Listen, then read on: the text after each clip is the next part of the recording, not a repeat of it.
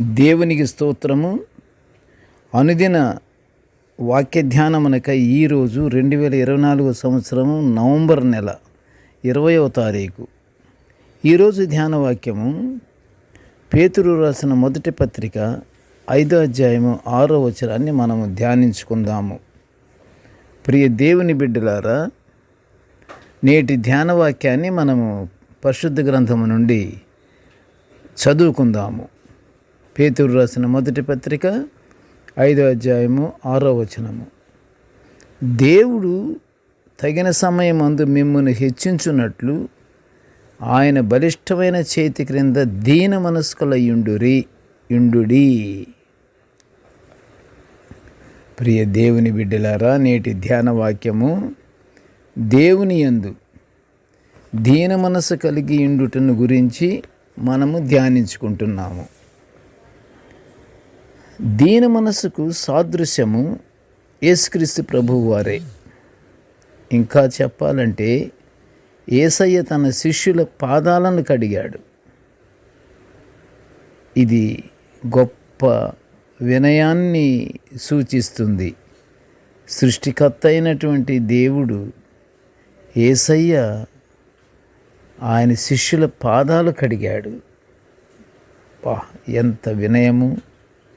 సృష్టికి మూలమైన సృష్టికర్తే తన శిష్యుల పాదాలు కడిగి లోకములో ఉన్న వారందరికంటే గొప్ప దీన మనసు కలిగిన వాడయ్యాడు కదా.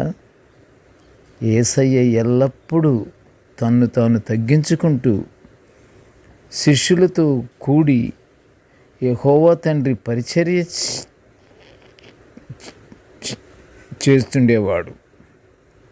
మనము కూడా అందరితో మంచిగా ఉండాలనుకుంటే మనలో తగ్గింపు గుణం కలిగి ఉండాలి. అసలు మానవునిలో ఓర్పు సహనం ఉంటే తగ్గింపు మనసు తప్పక కలిగి ఉంటాము. సహనము, ఓర్పు చాలా ముఖ్యమైనటువంటి మనకి వినయ మనసు కలిగి ఉండటానికి ఆయుధాలు. సహనము, ఓర్పు రెండు ఉండాలి. ఉంటే తగ్గింపు గుణం ఆటోమేటిక్గా మనకి కలిగి ఉంటుంది. ప్రియ దేవుని బిడ్డలారా, మన ప్రభువు దీన హృదయంతో ఉండే వారిని ఘనపరుస్తాడని పరిశుద్ధ గ్రంథము సెలవిస్తుంది. ఆయన ఎక్కువ కృప అనుగ్రహిస్తాడు. దేవుడు అహంకారులను ఎదిరించి దీనులకు కృప అనుగ్రహించునని యాకోబు పత్రిక 4వ అధ్యాయం 6లో చెప్పుచున్న లేఖనాన్ని ఒక్కసారి పరిశీలించండి. అహంకారులను ఎదిరించి దీనులకు కృప చూపుతాడట. మనకి దేవుని కృప కావాలి. మనకి కృప కావాలంటే మనం ఎలా ఉండాలి? దీన మనసు కలిగి ఉండాలి. దీన మనసు కలిగి ఉంటే తప్పకుండా దేవుని కృప మనకు లభిస్తుంది. మనలో మనకు ఎంత ఆస్తి ఉన్నను, ఎంత పలుకుబడి ఉన్నను, విద్యలో ఎన్ని డిగ్రీలు ఉన్నను, ఎంత హోదా కలిగి ఉన్నను, మన జీవితాలను క్రీస్తు ప్రభువు వారికి సమర్పించుకొని దీన మనసు కలిగి జీవించుచు మత్తయి సువార్తలోనే 23వ అధ్యాయము 12వ వచనం ప్రకారం తగ్గింపు జీవితాన్ని అలవాటు చేసుకుంటే తప్పకుండా ఆ తగ్గింపు జీవితాన్ని అలవాటు చేసుకున్న వ్యక్తి తప్పకుండా హెచ్చింపబడతాడు. ప్రభువునే ఆదర్శంగా తీసుకుని నిర్మలమైన మనసుతో దీన మనసు కలిగి మనము జీవిస్తూ పరలోక ఆశీర్వాదాలు పొందుకుందాము. ప్రార్థన చేసుకుందాము. కృపగల తండ్రి, జీవము గల నాయన, నీ స్తోత్రములు.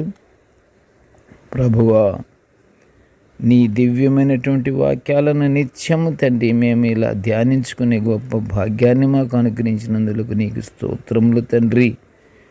ధ్యానించుకునే ధ్యాన వాక్యాల ప్రకారము మా జీవితాలను మేము సరిచేసుకునే మనసు మాకు అనుగ్రహించమని వేడుకొనుచుంటున్నాము తండ్రి. మేము ఎల్లప్పుడూ తండ్రి దీన మనసుతో నిన్ను మహిమపరుచుకునే భాగ్యాన్ని మాకు అనుగ్రహించమని ఈ మనవులన్నీ యేసయ్య పుణ్యనామమున వినయముగా వేడుకొనుచుంటున్నాము తండ్రి. ఆమేన్. దేవుడు మనల్నందరినీ బహుగా దీవించుగాక. ఆమేన్.